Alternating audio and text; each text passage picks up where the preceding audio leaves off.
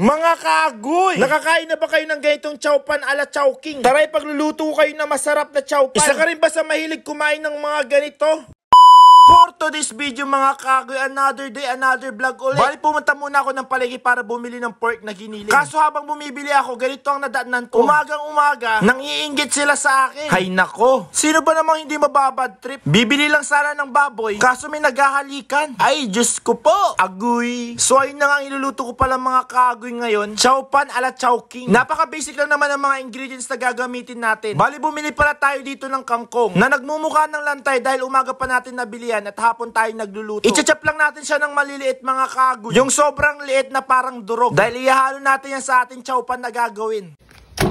Bali maglalagay pala tayo dito ng hotdog. Alam nyo ba mga kaagoy, mas masarap ang chowpan kapag maraming sahog. Isa ka rin bang naniniwala doon? Kaya tayo maglalagay ng hotdog. Minsan kasi mga kaagoy kapag gagawa tayo ng chowpan, yung ulamin na natin ay pagsasamahin na natin sa chowpan. Para pinsana na daw subuan. Hatiin lang natin ito ng pahaba. Dahil ang paghahati dito mga kaagoy ay maninipis lang at maliliit. Parang ganitong style lang mga tol. Ganyan lang dapat ang gagawin natin sa hotdog natin kapag gagawa tayo ng chowpan. At kakailanganin natin dito ng dahon ng onion. Pampabango sa ating gagawing chowpan. Bali ito pala lahat ng gagamitin natin pang sangkap sa ating gagawing chowpan. At syempre nagready na rin pala ako dito ng toyo na nilagay ko sa yaong mga kaagoy. Katamtama lang ang ilalagay natin dito. At saka tayo maglalagay ng konting sugar sa ating toyo. Dahil ibubuhos natin yan maya maya kapag naluto na yung chowpan natin. Para sa gagamitin natin main ingredients itong kanin. Bali yung kanin pala na gagamitin ko ay may tira na yan kanina. Pero nagluto na rin ako ng panibago. Sayang rin kasi mga kaagoy kapag hindi na natin isasama yun. Baka mapanis pa. Ang mahal pa naman ng bigas, umaabot na sa 1 kilo 55 to 65. Depende pa sa bibilhin mong kanin. Makakabili ka na lang ng bigas na maputi-puti kapag mataas ang presyo mga kaagoy. Sinama ko na rin pala dito yung tutong, sayang rin. Masarap kaya kumain ng tutong, mas lalo kapag may kape. Ibubuhos mo sa kanin no, magiging sabaw. Hihimasin lang natin tong kanin hanggat madurog. Dapat walang mamumuo dyan. Kumbaga pulido dapat ang paghihimas. At natapos ko na nga himasin yung kanin, nilabas ko na nga yung malaking talyasin namin. Dahil dito ako magluluto ng chowpan. Nagbuhos na ako ng mantika. Bali ginisa ko na dito ang bawang sibuyas. At sinama ko na rin ginisa yung aking nabiling karne. Naglagay na rin ako dito ng madaming paminta at oyster na pangpalasa sa ating karning ginigisa. Haluin lang natin ng maigi ito hanggang kumalat yung oyster sa ating karne. At after that, kailangan rin natin igisa ang ating carrots. Mas maganda pa sa chowpan kapag maraming carrots mga kaagoy. At saka mo haluin ng maigi. Kapag malambot na ng konti itong ating carrots, saka naman na natin ilalagay yung mga ibang sangkap natin. Tulad ng hotdog. Gusto ko pa sana maglagay dito ng scramble egg mga kaagoy, kaso baka over toppings na tayo. Mawawala na yung standard natin na chowpan na ala Chowking. Haluin lang natin ng maigi mga kaagoy hanggang maluto yung mga ginigisa natin. Naglagay na rin tayo ng konting ginisa mix. Pagdagdag lasa. At naging okay na nga yung ginigisa natin mga kaagoy, saka ako na kinuha yung kanin natin. Marami-rami ang magagawa nating chowpan mga kaagoy. Kapag ganito karami ang haluin mo, ihirapan ka pa sa umpisa. Pero habang tumatagal na, magiging okay ng paghahalo mo. Bali ganito pala ako gumagawa ng chowpan ala Chowking. Kayo mga kaagoy, paano ang recipe nyo sa chowpan? At kung napapanood mo itong mga kaagoy, please share and follow. At paki-comment na rin kung taga saan ka para alam ko kung saan napadpad tong vlog ko. Agoy. At kapag sigurado ka na mga kaagoy na nahalo mo na lahat, saka mo naman ilagay yung toyo na mayroong asukal. Bali tatansyahin mo muna sa umpisa. Hahaluin muna natin ito ng maigi. At kapag alam mong tama na yung lasa niya or kulang yung lasa niya, saka naman ka magdagdag nung toyo na mayroong asukal. Para mas lalong umangat yung lasa mga kaagoy, naglagay na rin tayo dito ng maraming paminta. At saka naman natin ilagay mga kaagoy yung ating kangkong na pandagdag lasa sa ating chowpan. Yung mga ganyan mga kaagoy, malapit nang maluto yan. Haluin lang natin ng maigi hanggang kumalat yung kangkong sa ating kanin. Haluin mo lang ng pag ganyan, pag ganyan. Konting kembot na lang maluluto na yan. Para sa pampabango ng ating chowpan, naglagay na rin tayo dito ng onion leaves. Sa chowpan pa lang na niluto ko, hindi mo na kailangan ng ulam. Dahil yung kanin mismo ang ulam na. Sa sobrang sarap ng niluto nating chowpan, talagang mapaparami ka ng kain. Pwede ko nga itong ibenta mga kaagoy, nasa 50